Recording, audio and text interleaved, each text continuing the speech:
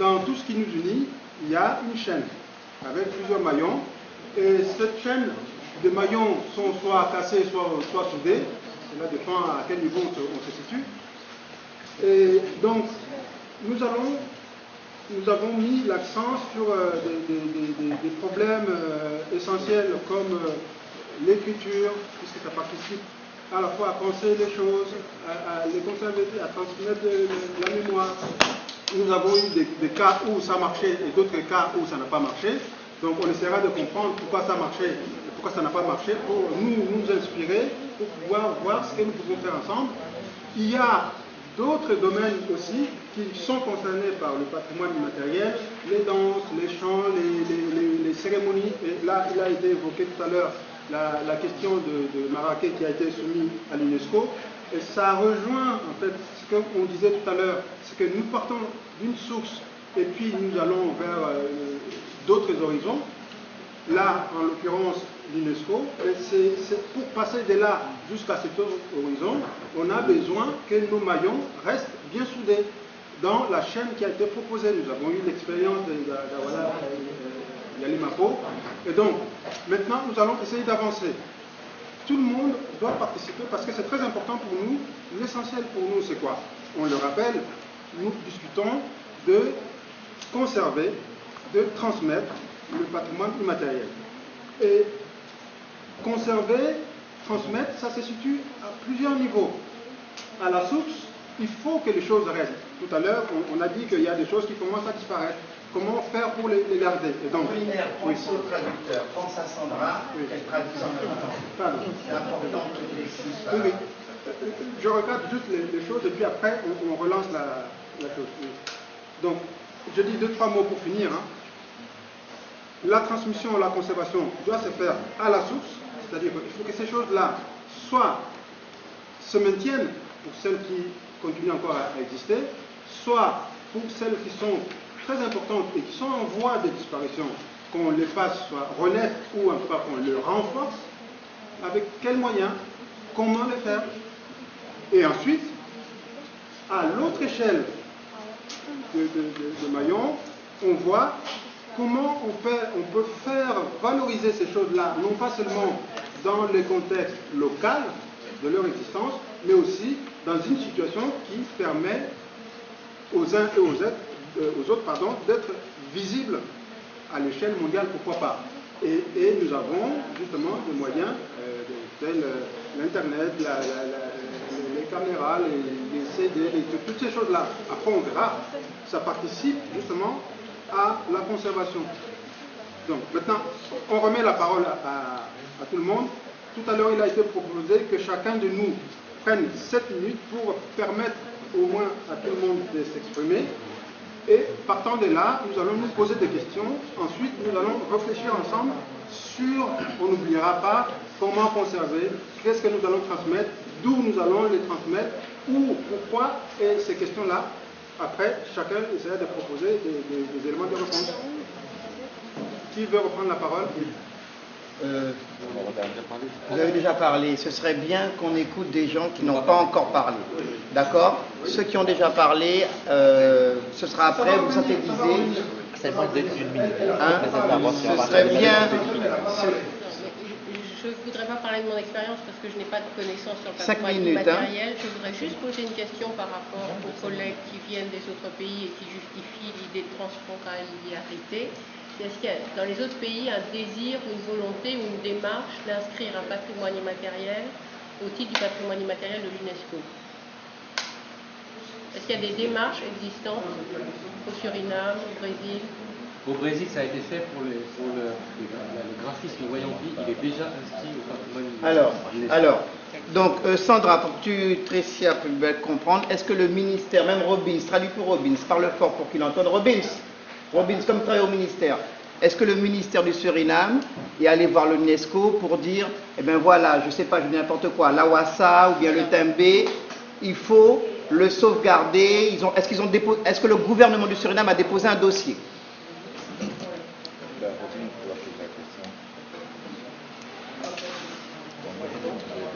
Demande à Robin. Elle veut parler d'abord. lui, il n'a pas encore suivi, on la laisse parler. Mi want ak visito na mongo ko rak na franam no at asa de daki we proberi fu met de young one god dubaka de bunsani sa de bigis ma fu no bedu amo frana na mongo maintenant à mongo il y avait proberi fu je peux aider? oui maintenant. Donc elle a dit à Mongo, maintenant ils essaient d'apprendre aux jeunes tout ce qui est les bonnes choses de la culture. Ce que les ancêtres en fait auparavant. Omdat aussi a problema sa ube abi mek ubi ginang asani temi yehitat bufuru yongusma fu unu para de busning resma yestat de yong wafu they go in for the if you look bijvoorbeeld de strafko so fu en so je ziet dat de black boy de mora furu ina criminele pad to dus we look at fossi de smaf unu de so sa dat no be sana di to daarom meki wan mek de drai go banka fu de bunsani fu de or abonné fu de smaf fu doro. Donc ils ont commencé avec ce travail en fait quand ils ont remarqué que les jeunes aujourd'hui prennent en fait les mauvaises habitudes comment dirais de la vie d'aujourd'hui. Parce qu'avant il n'y avait pas beaucoup de jeunes dans les prisons de Suriname parce qu'ils avaient des valeurs qu'ils respectaient. Et maintenant avec tout ce qui vient d'ailleurs, ils ont vu que voilà, la vie change et les jeunes commencent à prendre des routes qui les amènent au présent. Donc maintenant, ils essaient de ramener ces valeurs-là pour que les jeunes puissent réapproprier ces choses-là. In mijn groep we doen alle soorten vorm voor cultuur overdracht. We doen dansen, we doen craft. Dus maar zijn naar kroos de cheese met die sieraden, alle soorten zijn. Omdat we gaan vanuit dat een moment die je doet een positief zijn, is naar dansen, is naar toneel of zij je doet, een kans zien dat je go tap criminele pad. Meisjes zowel boy. Want if you look for see, bus ne resma, we ap respecting, we ap echt wel boenen in de samenleving. Toch? Dus door te doen deze aan in een groep, we hebben dat alap ching, we zijn nog doen kapje en nengre Japanese, we zijn alap volgens me betrek daarbij. We proberen volledig alle positief zijn, naar mato, naar dansen, naar zingen, naar legde uit dat die bijvoorbeeld voor die gedragingsrechtboom, die de zwanger bijvoorbeeld voor die troon volwassen, die panja van boom passie, ja, dat is wat dat we proberen te doen. Alleen voor Goro Bonem. Ja, dus dat die. Il y a dans le travail, il essaie de faire plusieurs choses. Dans la transmission, il y a la danse, il y a les chansons, il y a la culture. Parce que ils ont remarqué que une fille, par exemple, qui va utiliser son livre pour aller danser, ne va pas faire quelque chose d'autre à ce temps-là. Et les filles qui, par exemple, deviennent très très jeunes, enceintes et tout ça, ils essaient de leur apprendre de façon de vivre pour qu'ils ne puissent pas arrêter par exemple les études. Donc il y a des manifestations qui sont organisées pour qu'ils puissent continuer à étudier et vivre correctement. Ramu apa ondersteuning van nodig voor alasma. Lek van wat je vindt belangrijk voor ook naar alla de trakonder die samen voor teki voor usrefi over de boensam usrefi over. Donc elle trouve cette rencontre très importante au niveau de pays différents pour pouvoir échanger comme ça et pouvoir aussi apporter des choses qu'on puisse apporter à chacun des expériences et aussi à trouver des aides pour pouvoir continuer avec ce qu'ils font. Dans la culture Boussy-Condé Samas, quelle chose elle voit qui est en train de se perdre et quelle chose qu'elle voit concrètement qu'il faudrait sauvegarder? Est-ce qu'il y a quelque chose qui est en train de disparaître et qu'elle sent qu'il faut le sauvegarder? Non. cultuur van mensen. Het zijn dingen die je ziet waarvan je gaat zeggen dat deze dingen zijn bezig te verdwijnen en je wil ze behouden. Welke zijn die dingen en hoe probeer je dat te doen? Oké. Ik doe voornamelijk dans, vertellingen en levenswijze. Ja, maar zie je dat deze dingen bezig zijn te verdwijnen? Dat is die vraag. Ja, want waarom? Als je nu kijkt naar de dansstijlen van ons, de dans is puur awasa, puur aleke. Non, te donc, il est donc dansen gewoon. Ja, niet exemple la danse. Elle donne donc un exemple de la danse qui maintenant est en train de disparaître et elle essaie de sauvegarder ça. Parce que la danse qui se fait aujourd'hui, c'est pas comme avant. Elle a parlé de pur Awassa. Qu'est-ce qu'elle entend par pur Awassa? Qu'est-ce qu'il faut sauvegarder dans la Awassa? Je hebt het over puur Awassa. Wat is dat en wat daarvan wil je behouden? Okay. Die Awassa dans bijvoorbeeld, Awassa is één onderdeel maar van alle dansstijlen, want we hebben vier. Okay. Die Awassa is een communicatie eigenlijk tussen die danser en die drummer. Ja? Donc la danse Awassa, c'est une communication entre le danseur et la personne qui joue le tambour. Nu zie je dat, zolang de drum begint, de jombo wordt dansen. Terwijl aan dat... Nu merk je dat wanneer die drummer begint.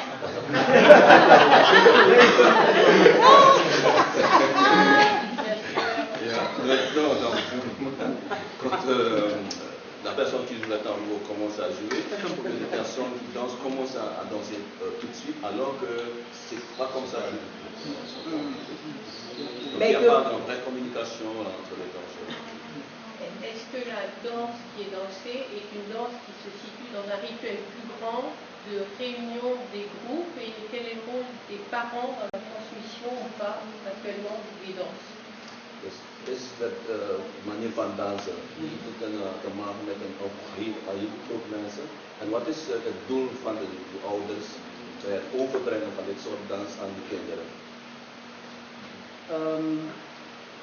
Kijk, onze culturele dingen moeten we behouden als je dat bijvoorbeeld op de manier hoe kinderen zich presenteren.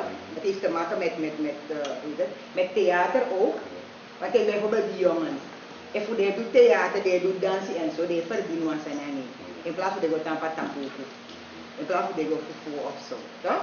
De meisjes, op het moment die in de eigen groep voor mij bijvoorbeeld, je leert van hoe dansen, en was een schoolheidsdans te doen. Je leert voor holy you seeking. Toch? Dat je na die de meisjes ook gaan eigenlijk prostitutie of je begrijpt dus ook negatieve invloeden. Ja, ik begreep, maar het is eigenlijk niet, voor mij niet het antwoord op die vraag. Ja. Want zij willen weten als het op een groep mensen, veel mensen gedaan wordt. En hoe proberen die ouders dat over te brengen aan die kinderen? Op welke manier? Okay. Van huis uit krijgen die kinderen dat niet echt. Niet meer. Niet meer echt. Maintenant, en fait, avant c'était parents aux enfants. Et maintenant, ça se fait plus. Donc maintenant, il n'y a pas de parents qui prennent en compte dans sa WhatsApp pour apprendre ça aux enfants. Donc eux, ce qu'ils font maintenant, c'est de créer des groupes pour pouvoir apprendre ça comme dans les associations. Je comprends bien, mais est-ce que la danse est associée à quelque chose qui réunit les autres dans un rituel de passage, dans quelque chose de plus symbolique aujourd'hui? Ze weten, Oui, mais là, dans les... aujourd'hui, ze willen weten als zo'n dans iets is dat mensen bij elkaar brengt voor een bepaalde reden. Dus samen zijn en welke reden. Nu heb je het meer als podiumkunst, maar je hebt het ook nog in de dorpen bij alle soorten rituele dingen van ons die we het moeten gebruiken. Maar als we die rituele dingen hebben, dan is dat iets maar de jongen nog saben. Maintenant, ça se fait aussi dans les podiums, mais ça se fait aussi dans les rituels. Par exemple, s'il y a quelqu'un qui est mort, il y a des rituels qui se font. Sauf que maintenant, on voit que les jeunes ne participent pas aussi comme c'était le cas avant. Donc maintenant, si on laisse ce côté rituel, si on laisse que ça risque de disparaître. C'est pour ça qu'on crée maintenant des programmes. Tréciane, il te reste 2 minutes, donc si tu as des choses importantes à dire, il faut les dire maintenant. Hein? Je hebt nog 2 minuten, dus als je belangrijke dingen hebt.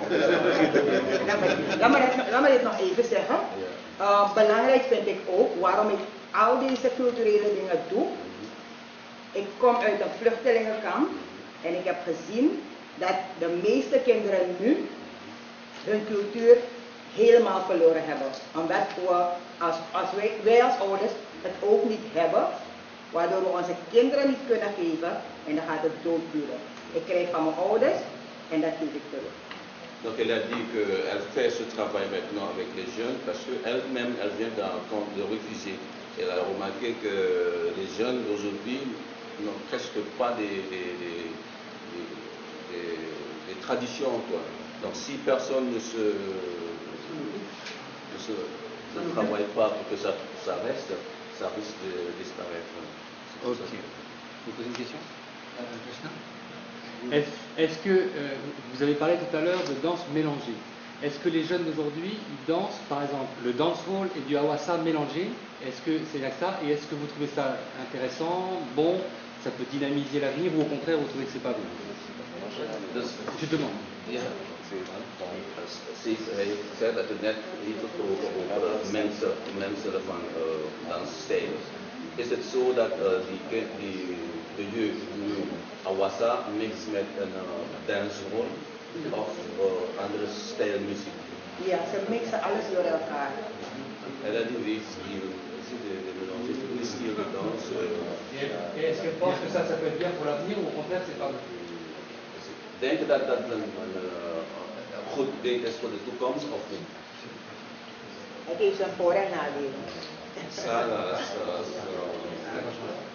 c'est pour et comment on dit, c'est des pour et contre. Il y a des pour et des contre dans ce des avantages et des... Ben, merci, on remercie Tréciane. Quelqu'un d'autre 5 minutes. Et vraiment raconter votre expérience, des faits précis. Je pense tout à l'heure tu parlais du maraquet, tu as parlé de couronne qui était conservée. Vraiment des petites choses comme ça qu'on voit comment on conserve et qu'est-ce qui se perd. Qui veut parler? Parce que... Non. Allez, Eugène, 5 minutes. On y va. Bon, Eugène étant Caligna, moi je n'ai pas beaucoup acquis d'expérience, mais aujourd'hui je suis parmi vous. C'est ce que j'avais appris, disons, dans mon enfance. Ce que je vois, je suis en train de partager avec vous. Je n'avais jamais vu que ça n'allait avoir, ça aurait une grande importance jusqu'aujourd'hui avec toute la modernisation, disons, des sites et le net. Parce que jusqu'à présent, ce que je fais, je suis conteur. Et je compte dans différentes langues que je parle, que je peux parler. Quand je compte un conte, le même conte, je peux le compter en 3 langues. Mais je ne le traduis jamais de mot à mot. Je raconte l'histoire telle qu'elle est pour que je puisse le bien transmettre à tout le monde qui m'écoute, pour que tout le monde puisse être bien dans le jeu. Même si c'est un conte Caligna, je peux le compter en français avec le même l'ambiance et l'enthousiasme que je peux donner disons, au public pour qu'il puisse bien écouter. Donc, comment je suis venu ici jusqu'à aujourd'hui, c'est que dans mon enfance, nous n'avons pas de télé. C'était le temps des Coco-Lampoule, comme on appelle, comme Serge a donné le nom à sa scène, Coco-Lampoule, lampe à pétrole, autour du feu, pas de télé, ni radio. Le soir, lorsqu'on n'avait rien à faire, la seule chose qu'on avait à faire, c'était aller vers les grands. Ma grand-mère surtout m'a donné beaucoup et je regrette jusqu'à présent parce que ce que j'ai appris dernièrement, lorsqu'une personne qui a de bonnes mémoires, de bonnes choses comme nos ancêtres qui ont disparu, c'est carrément une bibliothèque qui brûle. Et cette bibliothèque-là est partie avant que mes yeux s'ouvrent, disons. Et j'ai appris beaucoup et jusqu'à présent, moi je suis là. Parmi vous, je suis conteur. Je n'ai pas appris beaucoup de choses, mais comme disons que je transmets ces contes-là, mais je n'ai jamais encore écrit. Tous les contes qu'on m'a donnés, que je compte jusqu'à présent, m'ont été transmis oralement. Donc comme on dit, c'est le patrimoine immatériel, c'est quelque chose qu'on ne peut pas toucher ni changer. Moi, je suis là aujourd'hui, étant calinien, avec mes comptes caliniens, je sais de mon mieux de bien les conserver et de vous les transmettre à tous, petits et grands, parce que je compte à la bibliothèque pour les enfants ainsi que pour les adultes et pour tout public, podium ou sur des scènes, pendant des spectacles, pendant les grandes manifestations. Je participe et jusqu'à présent c'est tout ce que j'ai à vous dire. Je n'ai pas grand chose à vous dire parce que je n'ai pas encore acquis beaucoup de choses. Merci. Est-ce que tu penses que les contes que tu connais vont se perdre ou pas? Qu'est-ce qu'il faudrait faire pour les conserver, pour pas que conserver, tu fasses comme ta grand-mère? Bon, justement, conserver c'est quelque chose, mes collègues étaient dessus. Conserver, il faut le faire parce que ça va se perdre. Bon, moi, comme mon frère qui a dit, j'écris de ma manière, disons, avec la dialecte que nous avons. Déjà, il y a une différence, il y était toujours dessus tout à l'heure. L'accent déjà, je ne critique pas, hein, mais j'ai vu quelques contes qui ont été écrits en calignan, et moi étant calignan de l'Ouest, avec les autres qui sont sur le littoral, il y a une prononciation différente. Donc moi, je n'arrive pas à le lire, à le relire. Donc ça m'est très difficile. C'est pour ça, moi, je dis, étant calignan, si je dois transcrire un conte calignan vraiment en français, disons en français, je vais le faire, mais transcrire dans ma langue maternelle et paternelle, sur quelle base je vais me baser? Comment vais-je faire? Parce que c'est quelque chose, il y a beaucoup de dialectes, disons, beaucoup de prononciations, tout le monde ne prononce pas la même lettre de la même manière, il y a des différents tons, des nuances, donc c'est vraiment un grand problème. Donc ça, c'est un autre sujet, disons. Mais pour le transcrire, pour le réécrire, bon, c'est un projet, disons, pour moi. Est-ce que tu as pensé à tout ce qui est enregistrement, audio, vidéo pour... Bon, ça, en ce moment, je suis en train de le faire. Tout ce qu'on m'a transmis à l'oral, je suis en train d'enregistrer. Et j'ai écrit, disons, j'en ai écrit déjà 4 jusqu'à présent, mais je ne l'ai pas encore, disons, publié. Ça viendra peut-être un jour. Tu as autre chose à dire? Attends. Est-ce que tu as autre chose à dire? Non? Bon, allez, questions. Poser des questions. 2 minutes de questions, allez. 30 secondes. Le répertoire de contes en nombre. 200, 350, 20. Combien tu as de contes dans ton répertoire? Alors, dans le répertoire, je ne peux pas dénombrer jusqu'à présent parce qu'il y en a. En plus, j'emmagasine encore. Parce que moi, je suis vraiment, disons, comment dirais-je, au niveau de l'oreille, moi je n'écris pas. Si j'écoute un conte, il suffit que j'aime le conte, je vais à un endroit, quelqu'un raconte le conte, ça y est, c'est enregistré. Je peux raconter. Oui. Donc, comme c'est quelque chose à conserver, vraiment, c'est un patrimoine vraiment très riche. Il y a beaucoup de contes que je connais qu'on m'a donné, disons, que je garde jusqu'à présent. Il y en a. Je veux poser une petite question. Il a demandé avant. Oui. Là, on parle de contes surtout en podium, les enfants, Ouais. la télé. Est-ce qu'au niveau cérémonial ou même soirée traditionnelle, est-ce que maintenant tu interviens aussi en ce moment, ça a tendance à se perdre chez nous. Les soirées, disons, mortuaires, parce que moi, avant mon enfance, c'est souvent parmi les grands. C'est comme ça que j'ai appris aussi. Si j'avais l'occasion d'intervenir, ou si j'ai l'occasion d'intervenir de nos jours en ce moment, je le fais. Mais ce n'est pas tout le monde qui accepte. Déjà, il y a l'évangélisation, il y a la modernisation, et tout le monde n'est pas intéressé par le conte. Si on commence à raconter des contes à une soirée mortuaire, on va dire, mais qu'est-ce qu'il raconte celui-là? Donc il faut que vraiment la personne aime. Hein? Oui, de notre communauté. Pourtant, avant, lorsque mon père comptait encore, tous les soirées mortuaires, il y avait des conteurs qui se rassemblaient. Et moi, j'étais encore jeune, j'allais vers eux, j'écoutais. Mais de nos jours, ça a disparu, ça a vraiment disparu. C'est rare. Je voulais poser une petite question un peu dans le sens de ce que vous venez de dire.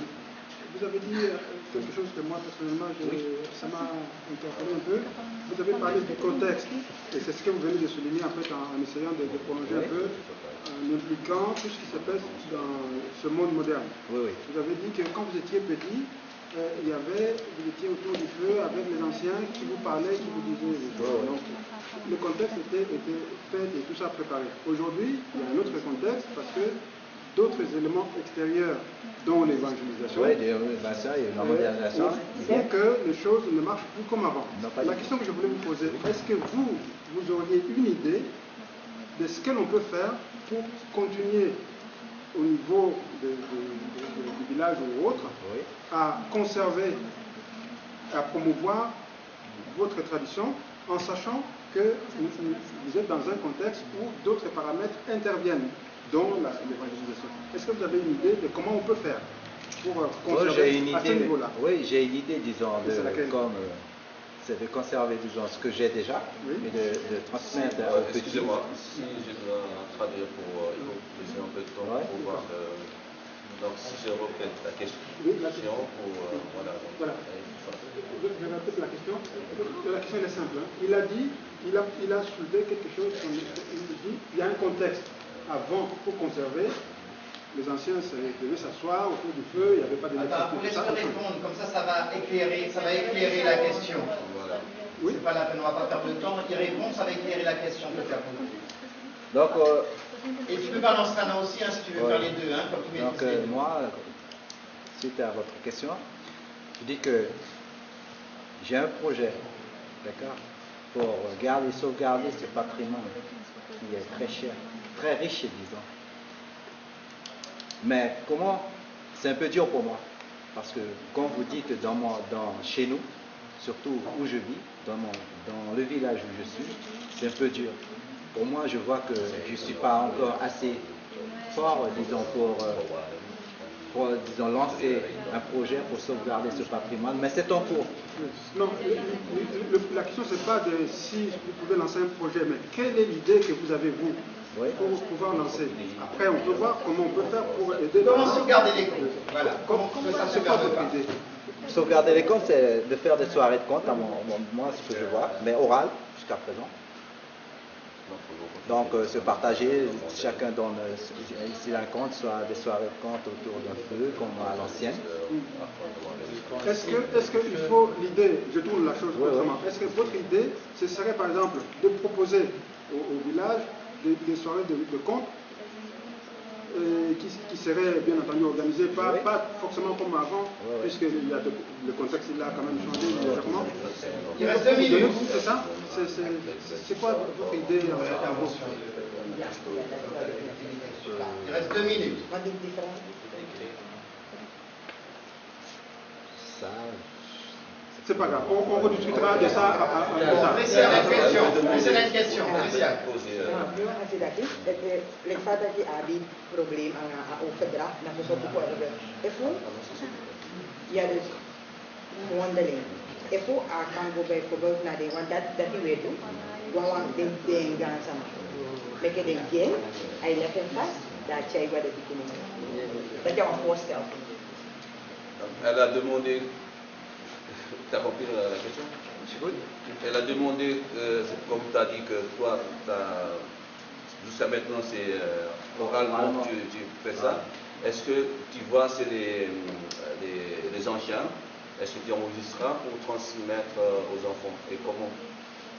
Jusqu'à présent, je ne suis pas encore, depuis que j'ai commencé à compter, je ne suis pas encore allé vers les anciens qui sont encore aujourd'hui.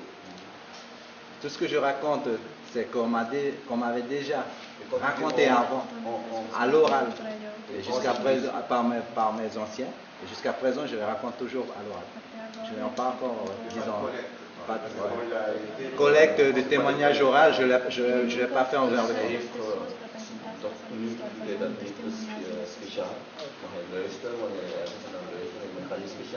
Donc tous les contes que je compte en ce moment, c'est ce que j'ai entendu quand j'étais enfant. Bien. Dernier mot, est-ce que tu as des derniers mots à dire, Eugène?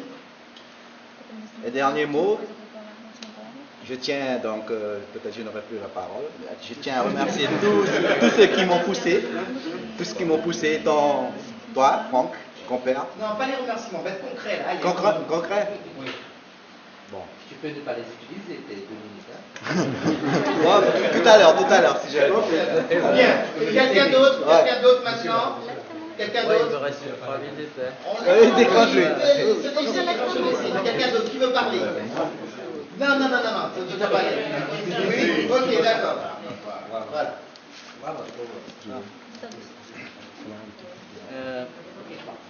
Mais uma vez, boa tarde. Bom, eu vim discutir sobre a cultura tradicional e material. Il entend donc parler de discussions sur les cultures immatérielles et les contes. Mesma situação que eu tenho na minha região, no meu território, tá a mesma situação de vocês também.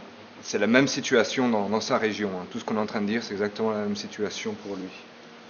Mas a gente tem nossa língua materna, a gente não esquece. Está em pé, pessoal pessoa que trabalha com crianças, os professores indígenas estão ensinando na língua. Mais eux, ils n'oublient pas leur langue. Pas pour le moment, ils ont déjà des professeurs, des gens de même de leur village qui enseignent aux enfants, des professeurs même, des instituts indigènes qui enseignent aux enfants. Aí a gente escreve na língua também. C'est déjà traduit en língua? Traduzido na língua e já escreveu? já escrevo. Ils ont déjà écrit leur langue? Na verdade, lá existe a língua Palaí. Il existe 5 langues Palawi. Palawi? Palaí. Ah, Palawi. Lá é divulgada pelo Ministério de Educação, MEC, que é responsável lá. Ministério da Educação e Cultura. C'est le ministère de l'Éducation et des Cultures qui le divulgue. Aí, nessa situação, a gente está melhor. Não é tão preocupante, mais preocupante para a gente é a cultura tradicional e material. Donc la langue, pour lui, c'est pas le plus préoccupant. Le plus préoccupant, c'est là La danse, les traditions vraiment immatérielles. Isso é grande preocupação para a gente, porque hoje em dia as crianças que nascem hoje, eles não sabem as tradições. Parce que la principale préoccupation, c'est que les enfants qui naissent aujourd'hui, ils ne connaissent pas les traditions. Voilà ce qu'il voulait dire, c'est les traditions immatérielles qui se perdent. Porque na época a gente não tinha, as pessoas tinham idosos que contavam, quem dançava, enfim. Les personnes vieilles qui comptaient, qui dansaient. Aí, nesse momento, nós trabalhamos na associação. Através da associação, nós fizemos várias atividades sobre a tradução immatérielle et non matériel também. Donc l'association où ils travaillent, ils ont déjà commencé ce travail de faire des traductions immatérielles. Através da associação, a gente criou livrozinho pelo apoio de Lúcia Uzak e vários parceiros que sozinho a associação não pode fazer. Il a dit qu'il a eu d'aide pour faire des petits bouquins parce que toute seule elle ne pouvait pas le faire.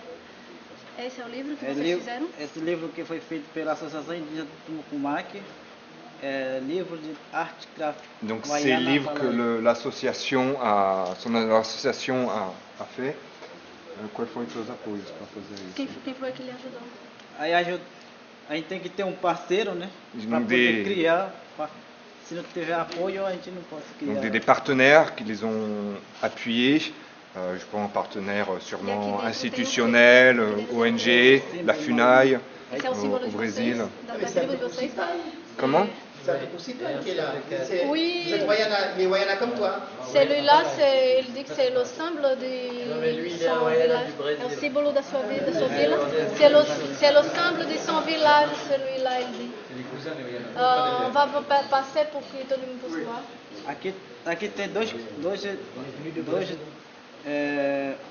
duas histórias do indígena.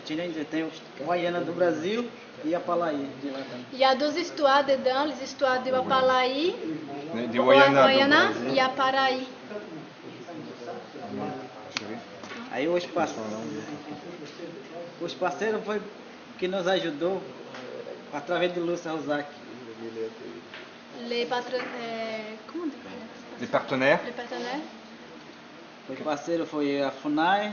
C'est un institut qui s'occupe des Indiens au Brésil, FUNAI. Foi parceiro também Museu do Índio lá no Rio de Janeiro. Le musée De Rio de Janeiro.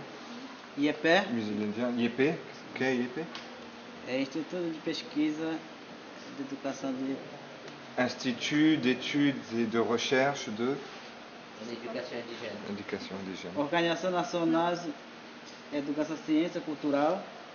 Entrou também para Il y a beaucoup d'organismes brésiliens là qui sont engagés de faire, même le Banque du Brésil. Petrobras, Donc ils ont presque 10 partenaires là, partenaires qui ont aidé à faire le livre. Embaixada da Noruega. Ambassade de la Noruega. Norvège. Si il y aurait quelque chose, s'il y aurait une chose à sauvegarder, s'il y aurait que deux choses à sauvegarder vraiment, qu'est-ce qu'il choisirait? S'il y a vraiment quelque chose qui se perd, qu'il voudrait qu'on sauvegarde. Duas coisas que estão se perdendo, que você quer muito guardar. O que você quer salvar? Agora nosso pensamento hoje mais grande é sobre artesanato. L'artisanat. E a dança. Et l'artisanat et la danse. Estamos discutindo agora lá dentro no Brasil para fazer livro grande desse tipo. Ils sont en train de faire des discussions au Brésil pour faire niveau national. Pour faire un livre comme ça, mais plus grand au Brésil. Traditionnel. Quem é responsável agora, se tiver aquele livro, somos nós. Né? Como? Nós. Vocês são responsáveis por esse livro? Esse livro quem é responsável somos nós. Agora está na associação. Certo. Ce sont eux qui sont responsables, qui ont... Foi vocês que tiveram a iniciativa, foi vocês que criaram o livro e depois procuraram alguém para ajudar para poder fazer o livro. Bon, ils disent que c'est eux qui ont eu l'idée de garder tout ça dans le bouquin. Après, ils sont partis de l'association pour chercher les gens, pour les aider pour garder ça. Et là, l'idée maintenant, c'est de chercher encore des gens pour les aider, pour faire un bouquin plus grand sur l'artisanat. Tem preguiça de fazer ou eles não sabem fazer? Na verdade, não acho que é interesse dos povos. Les gens n'ont Il n'a plus plus d'intérêt d'intérêt à faire ces choses-là parce qu'à tout près déjà, je pense que c'est pour ça qu'il dit qu'il faut que le prochain pas, c'est valoriser l'artisanat. Parce qu'on voit, mais on voit de moins en moins parce que les gens ne vont pas faire. Ce sont juste les personnes plus âgées qui font. Encore deux questions. Oui. Oui, les bébés aussi, pour que je vois. On a parlé aussi des allez, vas-y. Ouais. Moi, je voulais juste lui poser d'ailleurs en Wayana Miawana Karimayenko. Je demandais que si la langue Wayana est encore intacte là-bas chez les appareils. Oui, Wayana il me répond que la langue est encore vivante, intacte. Et ils font aussi des sièges de caisse comme nous. Donc, il y a intercompréhension là, tu comprends quand il parle, ouais, là, oui. C'est la même langue. C'est la même langue. Mais comme l'un disait tout à l'heure, parce que je pensais qu'au niveau du dialecte, ça changerait un peu. Donc tu peux traduire pour lui aussi quand ils seront fatigués en Wayana. Oui. Alors, ma question se situait au niveau de la transmission. Parce que tout à l'heure, il a dit que les jeunes gens ou les enfants d'aujourd'hui n'ont pas accès ou ne connaissent pas ce qui se faisait avant. D'accord. Question. Qu'est-ce qu'il propose ou quelle idée il a pour essayer d'amener à la connaissance ces enfants-là aux valeurs traditionnelles? Attends, il va traduire en Wayana.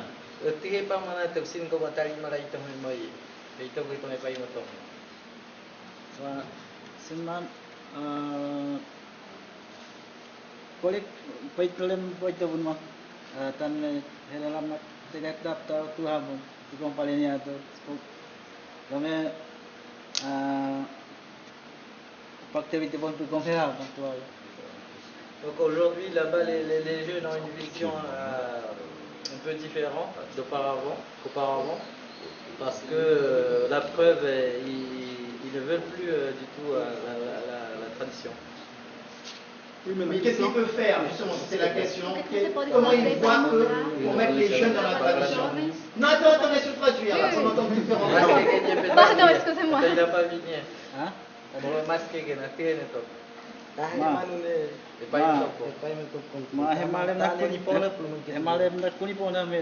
Associação Pemenanemo, malaman associação Pep Tapukate Wayu, malan aku na associação na kunele man, man projeto na kunele, Pep projeto, molo bek pete bete bay mat, ispen na tualan pun, tika famo pun, malale wato pun, ispen na kali tamu seman pun molo, magi apa bene na kunele man molo projet, tete na bang man molo.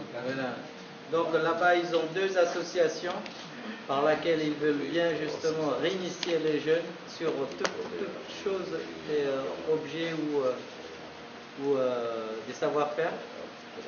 Et ils sont bien appuyés par des anciens aussi qui sont encore vivants chez eux. Donc c'est la seule solution pour réapprendre les jeunes. Une dernière question? Non? Oui? Question, hein? Est-ce qu'il a le sentiment qu'ils sont accompagnés dans cette démarche-là par les organisations non gouvernementales, par les États, parce qu'il appartient à un État, et à l'État fédéral? Est-ce qu'ils sentent qu'ils sont accompagnés à ces différents niveaux? Mi pona be ka wa pato meta umaina la awa he afta lanci de kem na mai afta ma auto mutin to palasto awa pato meta pona be kan me punai hapon ko malanci de hua Iya, pato macam pampira itu me dege pampira kutpaganal kerja pampira project daftar lomek kalakuri pito man daftar hai tuan ponal tuan ponal itu. C'est comme ici finalement dans le truc que je voulais dire tout à l'heure, bon, parce que là on parle bien de projet, mais le gros problème c'est quand même l'argent qu'il faut parler. Parce que nous, l'expérience que j'ai moi, justement au niveau du Kawaii, qui était une association devenue assez importante chez nous, sur le Haut-Maroni, et on s'est fait taper les doigts par l'impôt. Et en plus on n'avait pas de dépôt de vente, et ils nous ont considéré comme une entreprise. Et de toute façon, l'argent c'est vraiment un problème. Même actuellement le parc ne peut rien faire pour nos projets. On parle beaucoup de projets FEDER, des trucs comme ça, mais on tente bien de monter les projets qui sont finalisés, qui sont fixés, mais après le plus grand problème je pense pour tous nos peuples amérindiens ou bushinengues, c'est l'argent. Donc c'est le même problème là-bas, donc à monter les dossiers, tout ça, ils sont là, mais pour le financement c'est vraiment un grand problème. Bien. Madame, s'il a une dernière chose à rajouter, s'il voudrait... Ok,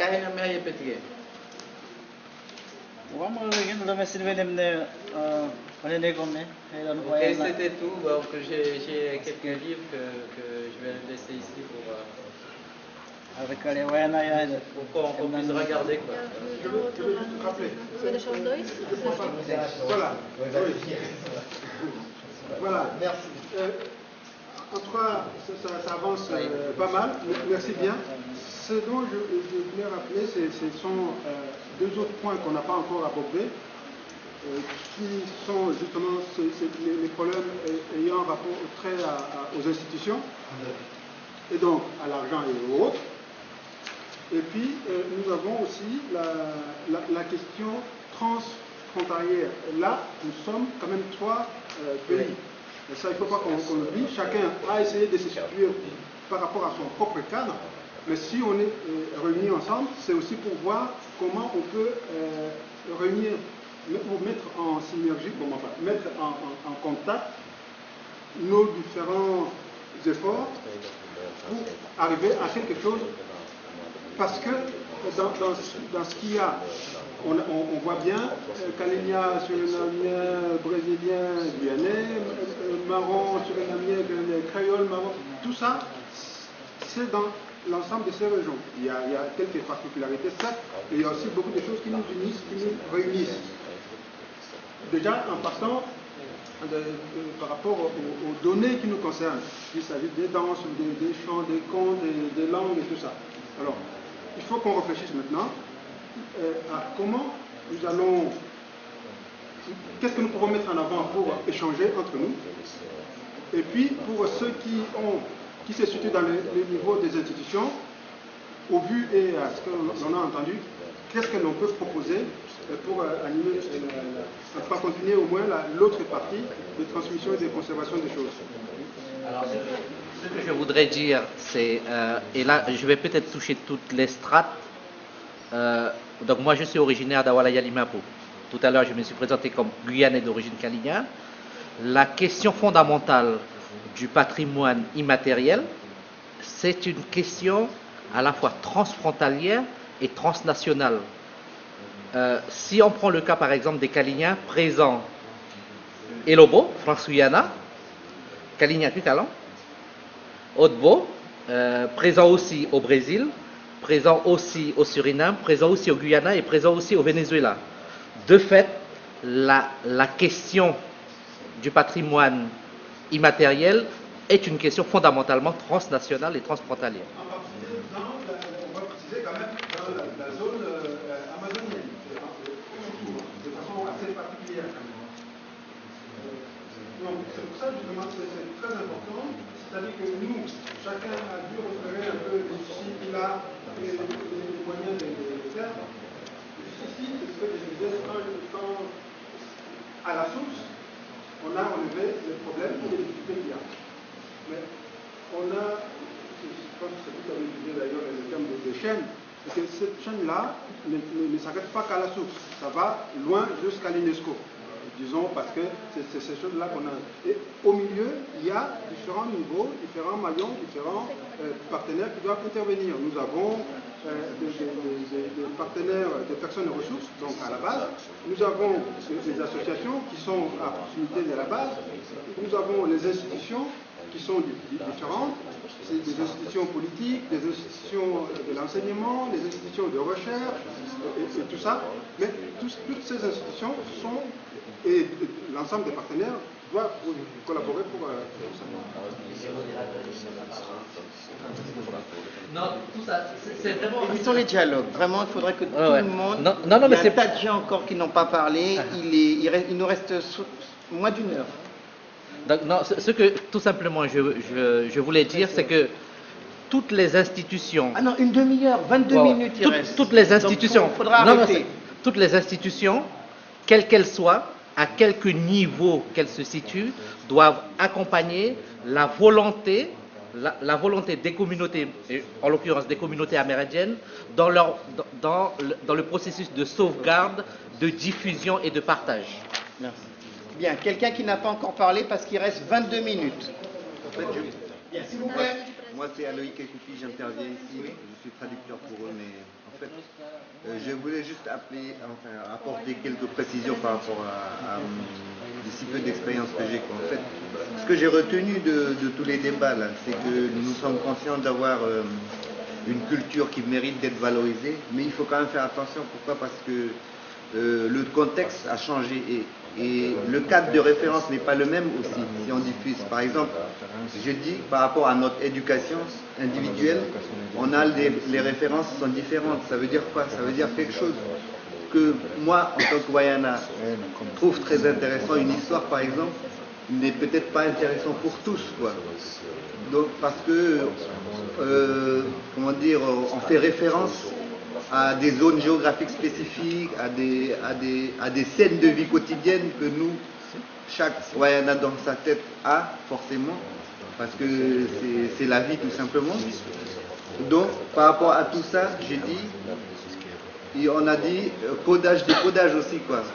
On perd beaucoup en essayant de transcrire une langue ou un conte, je veux dire, parler, quoi. Et jusque-là, pour l'instant, on n'a pas encore trouvé la solution pour que notre langue soit, comment dire, écrite, l'écriture de notre langue, quoi, pour que ça soit compréhensible par tous. Voilà, quoi. C'est tout ce que je voulais dire. Et je voulais dire aussi, on a beaucoup parlé d'épopée commune.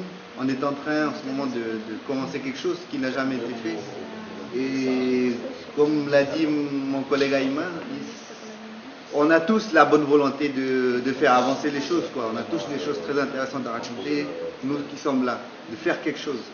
Mais j'espère que l'épopée va continuer, quoi, parce que j'espère que transnational, c'est transfrontalier, c'est une énorme, on a de la richesse, mais ce n'est qu'un début, n'est-ce pas?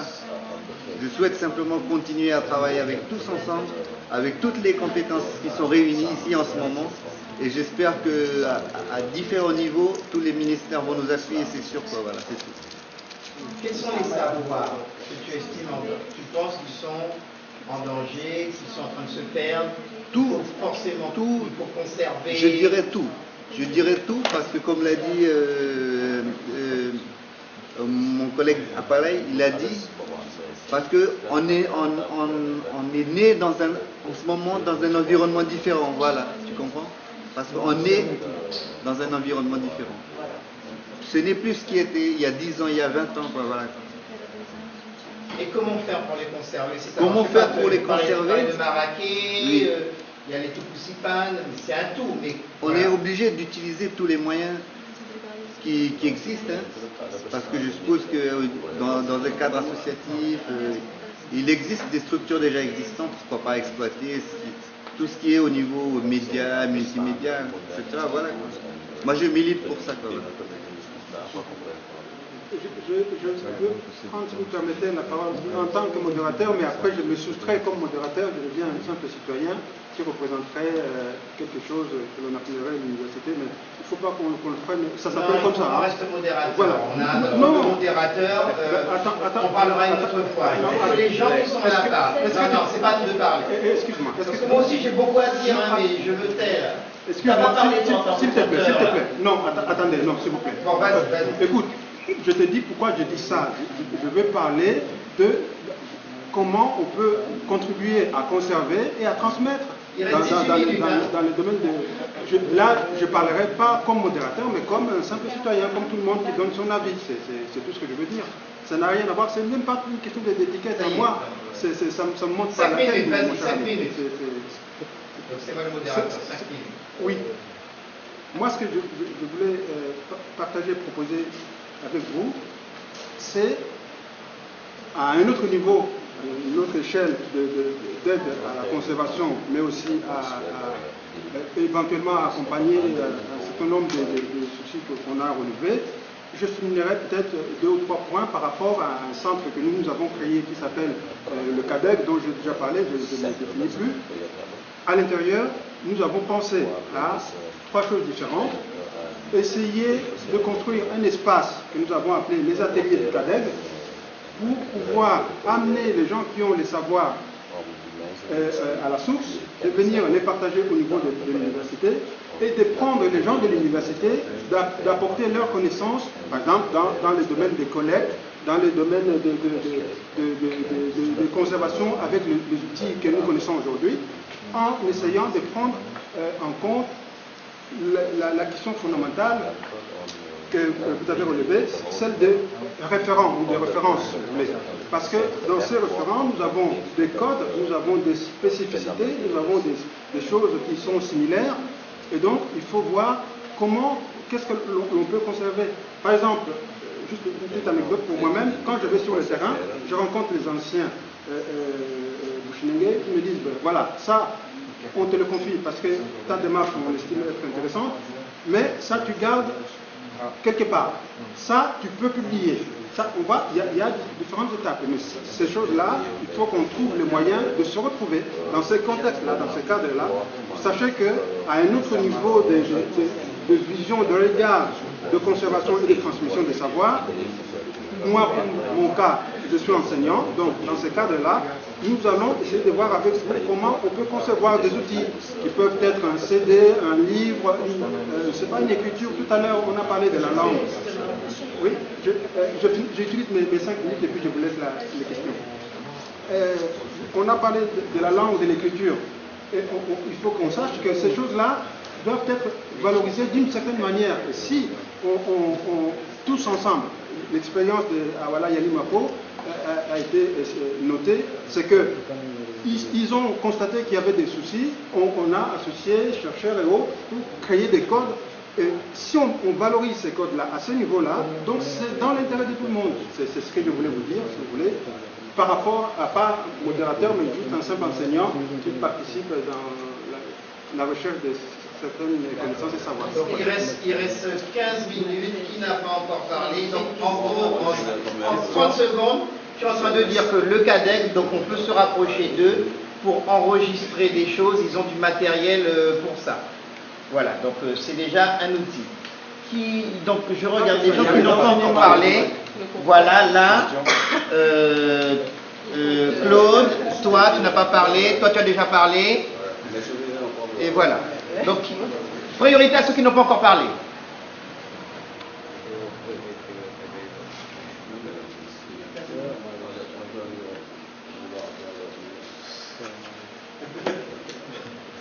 Ok. Mati kai mula ke apsile kenda tipe katuta henera tawi hama po homi koma immaterial. Ok, rome kati man immatériel mal tawi tahene mal. Iwatali mato. Il a dit que en fait on vient beaucoup de parler on va dire de culture immatérielle, mais il dit que en fait la culture qui est matérielle aussi disparaît aussi vite en même temps. Parce que ipono bia mera hakari mati purani be mar tupi he kali pono taptele le matome patopom pitome. Il dit de toute façon il faut réfléchir à essayer de trouver une solution globale pour comment dire, pour transmettre, essayer de transmettre ce savoir. Masih mereka hari kini lah, kalau ini mereka lah, tuame maham nikah ke, mulai dari temami ini naski, masih biar mereka ini. Voilà, c'est ce qu'il disait. Il faut prendre dans la globalité la problématique. Quoi. Il dit que comme il travaille avec lui, bon, il a déjà en partie expliqué un peu. Justement, on a une idée de faire, on a un projet d'ailleurs qui est pas encore monté, mais un projet de faire une école voyenne. Justement un centre là où on va former tout objet du savoir-faire et savoir au public. Donc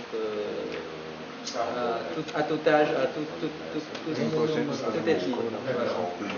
Donc tout ça sur la vallée Maroni, on va faire ça. Donc, je ne sais pas encore le lieu exact, mais... Donc peut-être pendant le repas, il faudrait que tu te rapproches de Robin, puisqu'on parlait de transfrontalier. Robin qui disait qu'il a une école Galibi, donc il y a peut-être des expériences à échanger, vous deux. Et Fresnia aussi, qui a une école. Donc c'est ça aussi le but de ces rencontres-là, c'est enclencher déjà des contacts. Donc on va manger tout à l'heure ensemble, il nous reste quelques minutes. Donc, il est très important que chacun échange ses coordonnées et qu'on continue. Il y a des représentants des institutions ici et donc, qui n'ont pas encore pris la parole, parce que c'est vrai, à la suite, on a relevé beaucoup de choses, mais dans l'autre sens, c'est aussi important. Vous avez parlé de la question d'argent, la question de... Et donc, je pense qu'eux, ils peuvent aussi nous donner quelques pistes. Oui, je veux bien intervenir rapidement. Donc pour le ministère de la Culture, je voudrais parler surtout du projet sur lequel on a travaillé cette année et sur lequel on continue à travailler pour la sauvegarde du Marrakech et cette demande d'inscription à l'UNESCO, ce qui donne une expérience qui permet de voir où sont les difficultés. Alors, quand Aïma Waledi dit le problème c'est l'argent, la question elle est un peu plus compliquée. Je crois que le problème il est dans la relation et dans comment arriver à travailler ensemble, institutions et porteurs de projets. Les institutions aujourd'hui ont de l'argent et au ministère de la Culture et dans d'autres structures, il y a vraiment de l'argent pour financer ce type de projet. La question, c'est que les modalités pour obtenir cet argent deviennent de plus en plus complexes et que je crois qu'une des questions aujourd'hui, c'est comment les gens qui sont porteurs de projets peuvent acquérir les savoir-faire pour arriver à demander et à obtenir cet argent. Et ça, c'est un problème très, très grave, très lourd. On a travaillé ensemble pendant 1 an. On a financé cette première phase de travail qui était comment arriver à constituer ce dossier pour l'UNESCO. Au réel, le dossier, bien sûr, ce sont les institutions qui l'ont écrit et qui l'ont constitué. Après, on arrive à une deuxième phase où il faut aussi que les porteurs de projets arrivent à concrétiser leur projet dans un dossier qui puisse être entendu et accepté par les institutions. Et je crois que la phase de travail maintenant, c'est celle-là. C'est-à-dire qu'on arrive à trouver des codes, à inventer des codes communs. C'est pas la faire, là je reprends la parole en tant que modérateur, est-ce qu'on la faire autrement en disant qu'il se pose un problème déjà de communication entre institutions et les autres partenaires, en particulier les porteurs de projets, mais aussi en soi ceux qui souhaitent valoriser et transmettre les connaissances. La question maintenant, c'est on peut créer des espaces d'échange parce que le problème qu'il y a là, c'est qu'on n'est pas dans les mêmes logiques. Les institutions ont leur logique de fonctionnement, et ceux qui ont aussi ces savoirs-là ont les leurs. Donc, est-ce que pourrait-on créer un espace commun d'échange où l'institution ici puisse dire, ben voilà, nous, dans quelle direction on peut aller pour pouvoir échanger, et puis les autres disent, ben nous, pour que ça marche, voilà aussi comment, et s'il y a des difficultés, on voit comment aplanir ces difficultés-là. Donc on pourra éventuellement suggérer la création d'un espace d'échange entre les différents partenaires, institutions et autres. À titre d'exemple, je le dis ici parce que ça peut effectivement, je vous disais là, ça pouvait servir à ce projet-là aussi par exemple, c'est que là on est en train de réfléchir justement avec le CADEG sur comment le CADEG pourrait être à un moment peut-être le pivot de cette relation-là. C'est ce que, là je reprends pas mon modérateur comme quelqu'un qui vient du CADEG, c'est pour ça que je disais que en fait, il y a de part et d'autre ceux qui ont des choses qu'ils veulent mettre en place, et puis les autres aussi qui cherchent, comme nous aussi on veut faire les choses, mais malheureusement tous nous travaillons pour la même cause. C'est la même chaîne, les maillons ne sont pas bien placés, ou alors il y a une rupture quelque part. L'intérêt pour nous, c'est de se dire, bah, tiens, à ce niveau-là, vous pouvez faire ça, à ce niveau-ci, vous pouvez faire ça, les institutions peuvent faire ci, et tout le monde se met d'accord, et là, vous serez tous gagnants. Je pense que ça nous amènerait, peu importe à quel niveau on se situe, qu'il s'agisse au niveau national ou au niveau transfrontalier, on arrivera à faire quelque chose, je pense, de solide. Donc, voilà, ça fait partie des choses que nous pouvons proposer à l'issue de notre rencontre. Après, on verra comment ça se discute, comment ça pourra se développer. En tout cas, au moins essayer de travailler de telle sorte qu'on arrive à quelque chose de concret.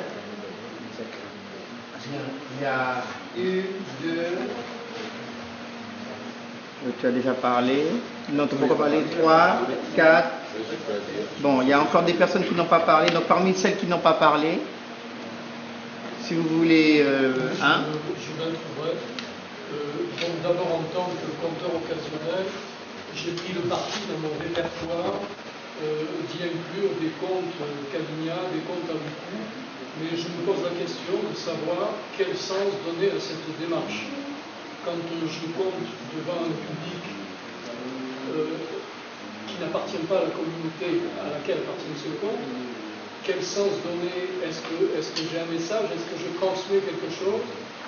Je transmets le compte en français, M. McIntosh le fait aussi, mais lui est Caligna, donc il maîtrise tout l'implicite.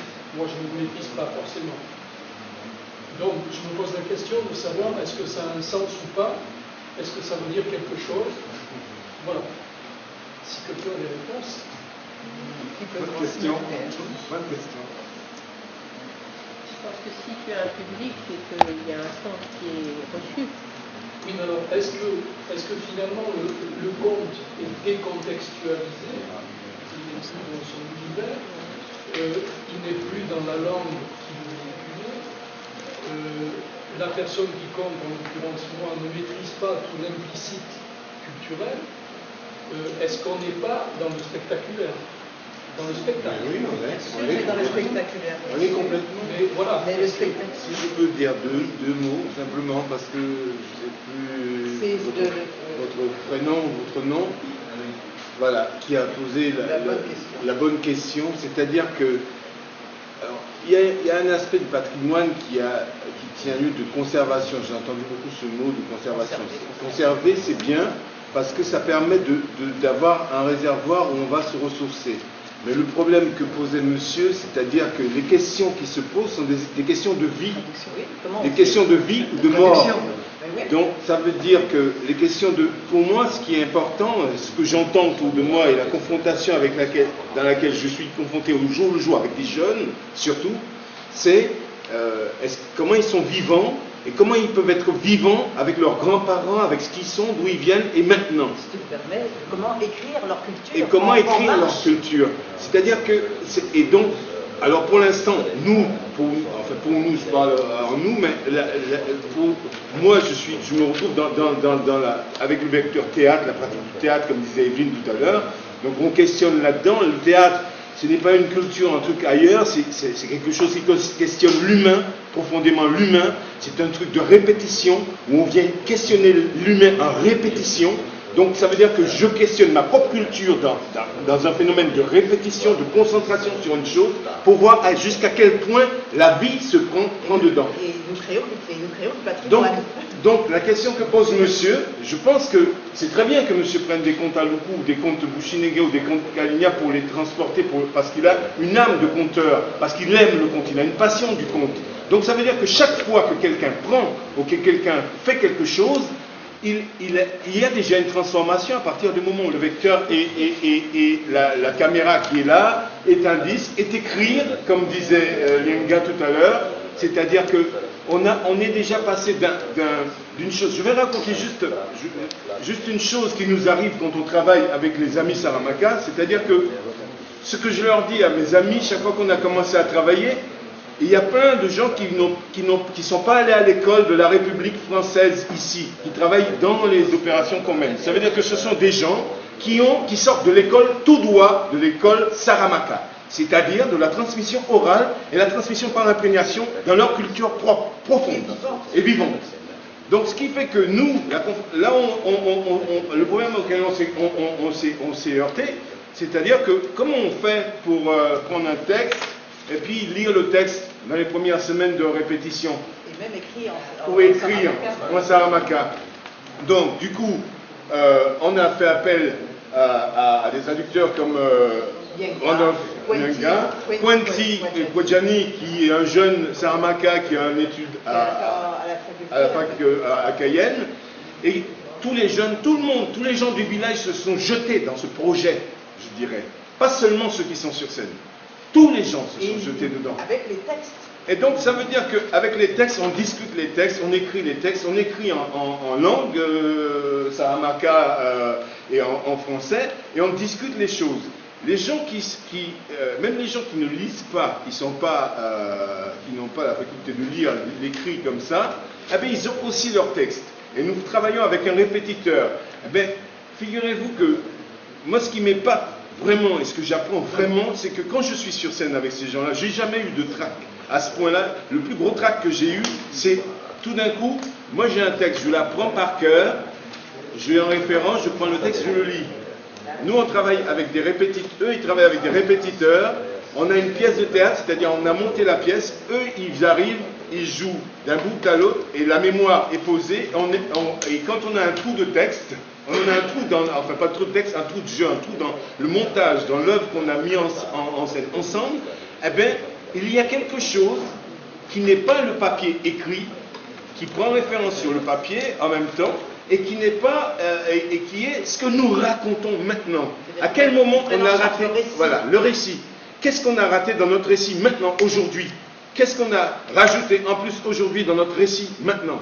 Et ça, pour moi, c'est ça là où la tradition, avec un grand T, là où la chose, elle punch. Elle punch parce qu'on a fait l'expérience ici, chez nous, en Guyane, c'est peut-être vu de façon mineure, Mais chaque fois qu'on l'a, si l'UNESCO l'a inscrite à au patrimoine mondial, je pense que...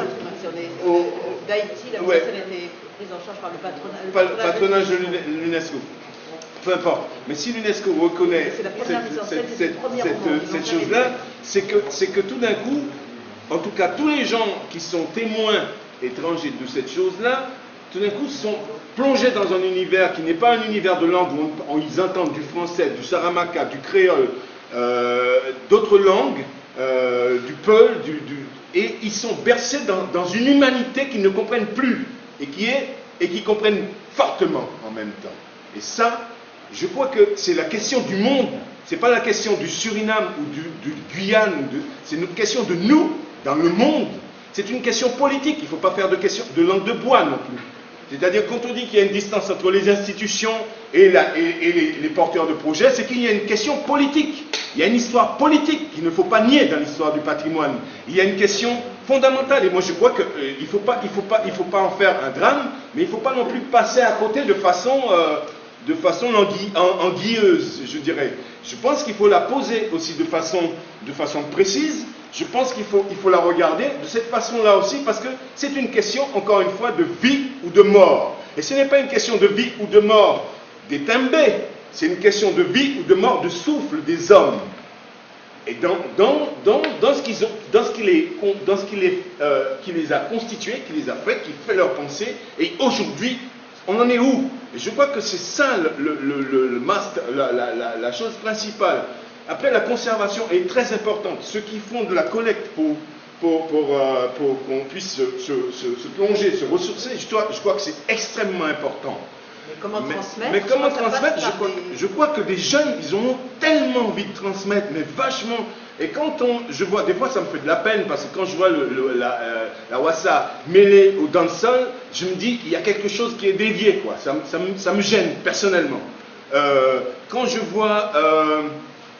comment dirais-je, le rap prendre une forme, ou bien mes amis qui sont là, qui sont régisseurs en herbe chez nous là, qui sont des yamakasi, des danseurs hip-hop, quand je vois comment ils s'investissent dans ces cultures, et en même temps je vois ce qui est derrière, je vois le souffle qui est derrière, c'est ça qui nous intéresse.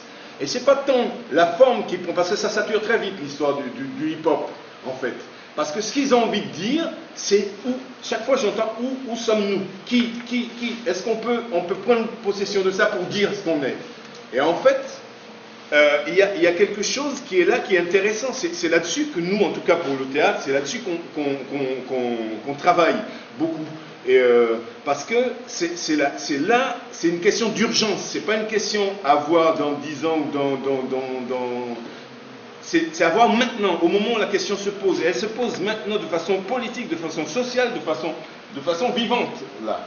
Et de façon artistique. Parce que j'ai envie de parler de Marcel Pinas qui n'est pas là, mais quand je regarde son travail, je vois très bien comment il s'inspire, comment il est de la tradition, et comment son travail de plasticien l'a fait évoluer. Et du coup, elle est transmissible. Elle est transmissible parce que c'est moderne, parce que c'est contemporain, parce que c'est vivant. Et peut-être que la question de la transmission, peut-être se fera par les arts vivants. Aussi, entre autres, il faut la réinventer de toute façon. Hein. Là, les explications ont été données. Elles sont vraiment fondamentales. Nous sommes tous d'accord là-dessus. Mais notre vrai souci, justement, c'est de sortir de ce que vous appelez donc, c'est d'éviter, en gros, la langue de bois. Donc, mais notre présence ici se justifie justement par cette démarche-là. On a tant fait les uns les autres. Hein. Je ne sais pas, moi, on peut pas, moi peut-être en premier ou d'autres personnes, peu importe. On a fait chacun sa langue de bois quelque part pour essayer de faire valoir je ne sais quel droit. Mais ici, on est là pour essayer de proposer des solutions. Pas seulement de constater, pas seulement de dire oui, moi c'est ça ce qui me manque. Maintenant, on a tous dit ce qui posait problème, tous dit ce qui manquait. Est-ce qu'on peut proposer des solutions? 13h05, à la limite, tu lances la piste de proposer des solutions. On fait 5 ou 10 minutes et chacun ne fait que proposer des solutions. Est-ce qu'on est d'accord sur ça? Des choses concrètes, voilà, moi j'aurais voulu qu'on fasse telle chose, telle chose. Est-ce que vous êtes d'accord sur ça? On se prend 5 ou 10 minutes et on finit à 15. 10 minutes, on finit à 15. Voilà. Imaginons qu'on a une baguette magique et que voilà, on veut faire des propositions. Oui, je peux pas aller. En fait, je suis obligé de pas de dire ce que je suis venu faire ici, quoi. Donc, pour moi, l'écriture, c'est indispensable dans la sauvegarde. Il y a d'autres supports, mais l'écriture dans les langues, dans l'histoire et tout ça, c'est indispensable. Moi, je travaille avec. J'ai un groupe de conteurs, on compte dans les quartiers, on fait ça, et on fait aussi, on donne des cours de langue, parce que on croit que, comme on a dit au début, le détenteur de mémoire, si lui, il est capable de transcrire ses pensées et ses mémoires, c'est la meilleure chose à faire. C'est pour ça que nous, on a mis le point, en fait, à apprendre aux gens à écrire leur propre langue. Et si on n'arrive pas à faire ça, si tous les anciens, si tout le monde arrive à écrire quelque chose sur papier, nous croyons que le monde aurait été différent. Donc pour nous, ça c'est l'importance. On travaille sur la langue, on a créé l'alphabet, pas pour dire voilà, on a créé l'alphabet, mais on veut que tout le monde puisse mettre un jour sur papier ce qu'il pense. Donc ça c'est notre but, et il faut que je le dise parce que normalement je devrais expliquer ça bien, mais là j'ai pas de temps, on me dit ouais c'est pas ça, mais notre but c'est que des détenteurs de mémoire, des gens qui connaissent quelque chose dans ce monde, puissent un jour mettre ce qu'ils pensent sur papier pour que quelqu'un d'autre puisse avoir ça comme base de réflexion. Voilà. Oui, j'aurais voulu revenir rapidement sur la question du fait qu'il y avait 3 musées ici, je crois, Brésil, Suriname et le musée culture guyanaise qui était associé, qui était même à l'initiative de ces rencontres. Quelle est la relation que vous comprenez ou envisagez entre vos savoir-faire et la mise en musée? Parce que ce sont des musées ici qui sont à l'initiative de ces rencontres. Comment ces savoirs peuvent légitimement ou pas perdurer et être vivants dans des institutions muséales qui, a priori, décontextualisent, mettent sous forme de vitrine, d'enregistrement, quelque chose qui doit aussi être vivant sur le territoire. Est-ce que le musée est une solution? Ou est-ce que c'est au contraire quelque chose qui ne convient pas à la vivacité de ce que vous voulez?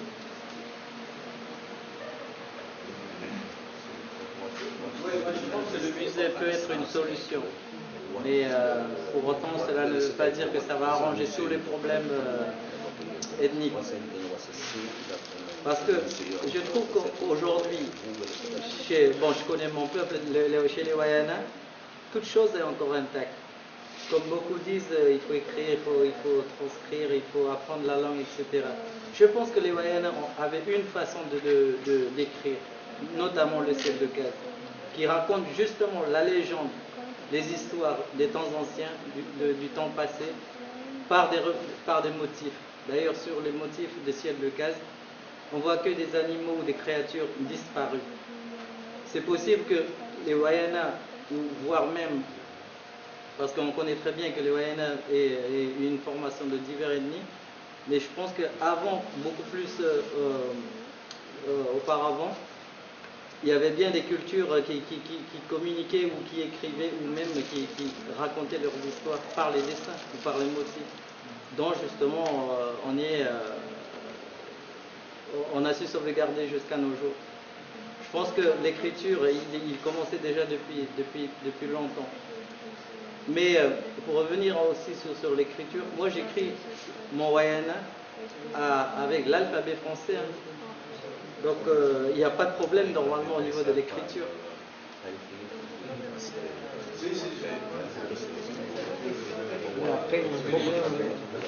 Après, le deuxième problème, c'est quand même les linguistiques.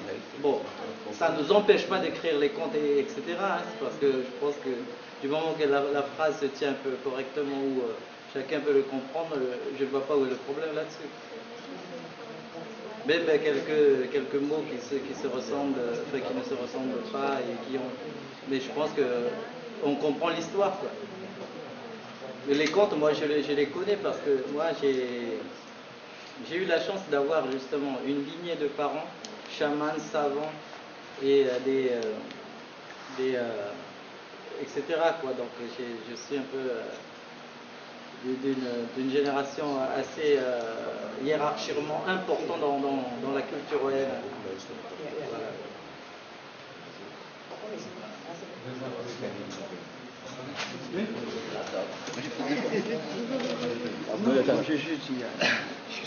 Je voudrais juste, moi, je veux dire une petite chose, raconter une histoire. Rapidement, les gens du Brésil, les Wayampi du Brésil, de la Mapari, ont créé des sortes d'ateliers pour transmettre les danses, et en particulier les musiques avec les toulets, avec les grandes clarinettes en bambou. Lorsque les Wayampi de l'Oyapock, donc en Guyane française, ont entendu parler de ça, ils ont dit, nous, on voudrait faire pareil. On voudrait, nous aussi, faire des ateliers de transmission de nos chants et de nos danses. Actuellement, on est en train, avec différentes institutions, CADEC, DAC, institutions françaises, de monter ces ateliers pour le Haut-Oyapock de transmission des chants et des danses anciennes. Ce qui est important là-dedans, la caractéristique principale de ces ateliers, c'est que plusieurs générations, je pense que c'est pareil pour tout le monde ici, plusieurs générations sont actrices, directement actrices de ces ateliers. Il y a à la fois des grands-pères, des gens de 60 ans, des messieurs de votre âge, de 35 ans, qui savent déjà écrire, parler, tout ça, écrire des choses et qui savent gérer des choses, des jeunes gens de 18-20 ans qui sont intéressés que par le hip-hop a priori, et des enfants plus jeunes. C'est-à-dire qu'on a au moins 4 générations qui participent ensemble, qui travaillent ensemble, qui vont travailler ensemble dans ces ateliers. Et donc que cette transmission, on la considère en plus dans les deux sens, c'est-à-dire que c'est les grands-pères qui vont apprendre des chants à des plus jeunes, qui vont aider à transcrire et à traduire, et en même temps, pourquoi pas écrire, quel que soit le support. C'est important que les différentes générations soient mélangées et agissent en même temps. Et en plus, les jeunes générations peuvent apprendre des choses aux anciennes. Elles peuvent apprendre à manipuler Internet, par exemple, ou l'ordinateur. Les jeunes générations peuvent écrire les chansons sur l'ordinateur et montrer aux grands-pères qui ne savent pas du tout ce que c'est qu'un ordinateur, comment ça marche. Et donc, ces allers-retours de différentes compétences entre les différentes générations, je pense que ça peut aider à rendre les choses vivantes et faire que pas les contenus, pas l'objet, pas la vannerie ou le chant soit ce qui fait qu'on est vivant, mais que l'atelier lui-même, l'échange fait qu'on est vivant. Après que le palier se perde, c'est important. Mais il faut savoir que c'est du travail, c'est du boulot, et il faut payer ses horaires. Encore une fois, je reviens sur l'argent. Moi, je sais très bien compter quelque chose, mais c'était une volonté. J'ai appris avec ma grand-mère, mes grands-pères, etc.